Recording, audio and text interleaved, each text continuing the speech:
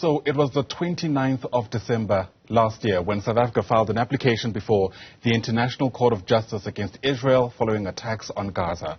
South Africa alleges that Israel has committed acts of genocide against the people of Palestine. More than 22,000 civilians have now died as a result of the Israel-Hamas conflict, which began essentially on the 7th of October. The case against Israel is set to take place from tomorrow until Friday in The Hague. So let's get you a sense of what to think about in the lead up to this. Bring in international law expert from UKZN, Christopher Gevers, who joins us now via our video link. Great to have you on the program, Chris. Thanks very much indeed for making time to speak to us. And there are a number of intricacies, but I'm hoping we'll kind of distill it for our viewers, as it were, so that we understand how tomorrow and Friday are likely to unfold. As a start, often people speak about jurisdiction when it comes to particular cases being heard in particular courts. Is this the right court of first instance, given what South Africa is trying to prove here? Thanks very much. That's a great question. So I think jurisdiction is the starting point of most international legal questions, because the international legal order moves from consent, which means that for the most part, states can't be asked to do anything they haven't already agreed to do, right? So they can't be bound by a court they haven't signed up to. They can't be bound by a treaty they haven't signed. So jurisdiction helps us to understand when states can refuse to comply with international legal orders. And in this case, the jurisdiction stems from two things. It stems from the fact that both South Africa and Israel are party to the International Court of Justice, which is the principal judicial body of the United Nations. And both Israel and South Africa are party to the Genocide Convention. And in doing so, they signed up to a clause that says that if there's a dispute between them as parties, that dispute may be heard by the International Court of Justice. So in a sense, both South Africa and Israel have already consented to the jurisdiction of the court. Right. And, of course, all of this matters because, hopefully, if they've consented to it, they'll comply to whatever the court finds. But what are the powers of this particular court? In what ways could their finding, for example, against Israel shift the dial? So that's, again, a great question. So the court, the International Court of Justice, that is, hears primarily disputes between states, but it has two types of jurisdiction. So the one is an advisory jurisdiction, when it can pronounce on questions of international law that it's asked to pronounce on by the United Nations bodies. And the other is what we call contentious jurisdiction. So what makes contentious jurisdiction unique, and in very many senses makes this case unique from some of the cases that have come before, is that the decisions of the court in this case will bind both parties. So as a matter of international law, Israel and South Africa will be bound by whatever the decision of this court is, both the decision in the coming days on the interim measures order and also the final decision once the case is heard over the years to come. The difficulty is once that decision is legally binding, it is, as a matter of international law and politics, a question of whether the states comply. And there typically states can be cajoled by pressure from other states and diplomatic fallout, but forcing states to act is quite difficult in international law, even when there's a binding decision, because there's no international police. The closest we have to that is the Security Council. And again, what makes this case important is that if the International Court of Justice gives a binding decision against Israel, for example, that can be enforced through the Security Council. Now, again, we know the Security Council is paralyzed in this instance because of the veto powers of the United States, but it's the closest we're coming to a binding decision, and it would be very difficult for the United States to veto a resolution following a binding decision by the International Court of Justice that this is an ongoing genocide, or at the very least there is a prima facie case of genocide. Sure. Interesting indeed. One wonders, though, to what extent the Security Council is anything we can rely on, but I digress because I think that's a completely separate discussion. There are concerns, though, about the extent to which politics may enter the fray here. And, of course, judicial matters, you hope that never happens. But, I mean, we're politicized, gendered people who have our own views on certain things. There are 15 judges on this court. These judges come from countries that have already pronounced their stance on this issue.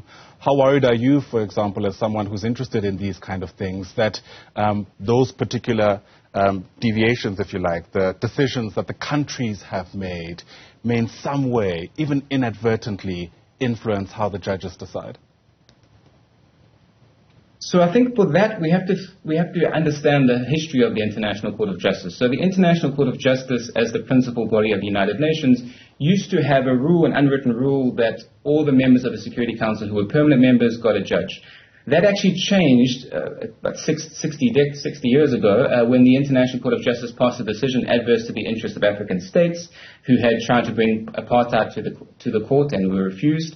And since then, there has been a slow geographic expansion of the court's membership, so that now, in fact, there are member states of the Security Council, like the UK, that don't even have a judge on the court. So it does represent more than it did in 1945. It is still, obviously, 15 member states, 15 judges from states that have nominated them. It is not the case that states always vote in favor of their judicial interest or of the political interest of their nominating party. So there are judges who voted against the interests of their states. We should add that in a contentious proceeding like this as well, states who don't have judges on the court can nominate judges. So South Africa's nominated a judge and Israel's nominated a judge. And even those, what we call ad hoc judges, that are only there for the particular case, don't always vote in favor of their state. So they typically do, but there are moments when it seems, to put it very sort of crudely, the law overtakes the politics. And if there's a point, I think, where we can expect at least the pressure on judges to do the right thing, is when it comes to questions of genocide. This is obviously the supreme international crime. This is in the context of a conflict. One would hope that in this case, if no others, the judges will be guided by their conscience and by the law. Yeah, absolutely. We all certainly hope so. Do we have precedent for a case like this, Chris? So we have two interesting precedents. So one precedent, in fact, is what we might call a political precedent, which is that in the 1960s, when there was a similar gridlock at the UN, African states, as I said, brought apartheid South Africa to the court to try force action from the court and therefore from the Security Council, and that failed. And because of that, there was a fallout. African states almost left the UN and wanted to abandon the court, and it took a long time to build up confidence. So politically, we're in a sense a similar moment to that, when the UN bodies and international bodies have failed to bring any redress, and then, not out of desperation, but as a final order, we're approaching the court to try to give us what is politically going to be useful. As a legal question, in fact, in the last few years, there's been cases that are similar. So Ukraine brought Russia to the International Court of Justice, not alleging genocide, but alleging that Russia had invaded Ukraine on the basis of false genocide allegations. And then Gambia brought Myanmar to the International Court of Justice using the same provision of the Genocide Convention. And the decisions in both those cases, at least in the preliminary stage, which is where we are, bode very well for South Africa in terms of how bold the court was in accepting the case under the Genocide Convention from a state that is not directly involved but has an interest, like South Africa or like Gambia in the case of Myanmar, and in terms of the boldness of the provisional measures order. So in the Ukraine-Russia provisional measures, for example, one of the orders of the court was for Russia to stop its invasion of Ukraine. And it's precisely that formulation to the T, to the letter, that South Africa has adopted in its request to the court in respect of the ongoing conflict in Gaza. It wants the court, as a provisional measure, to order Israel to stop its invasion of Gaza, pending the outcome of the case. Sure. In our instance here at home, we know that, some cases can drag on for quite some time. It's largely because of the ability to appeal at each stage. My understanding is that in this particular case, there is no appeal. The final word from this court is final.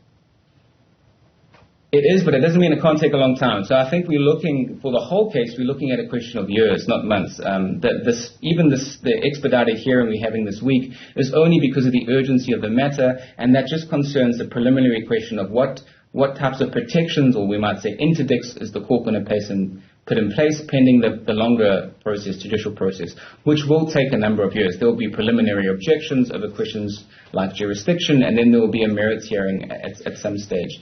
But it will take some time. Yeah. An overarching discussion that has been taking place not only since the start of the latest flare-up of conflict in Gaza, because we know this is a conflict that's been going on literally for decades.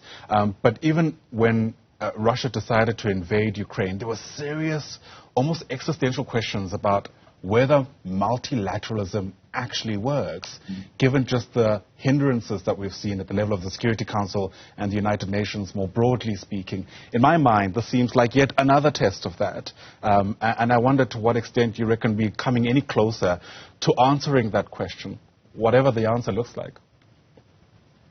I think that's a very good observation, and I think there's reasons to be hopeful and reasons not to be. So the reason to be hopeful is that this is a very bold decision taken by South Africa. It's a brave decision. It will cost us politically and diplomatically, but I think it's a decision made on principle, and I think it's the right decision. And in a sense, South Africa is giving the international multilateral system one last chance to get this right.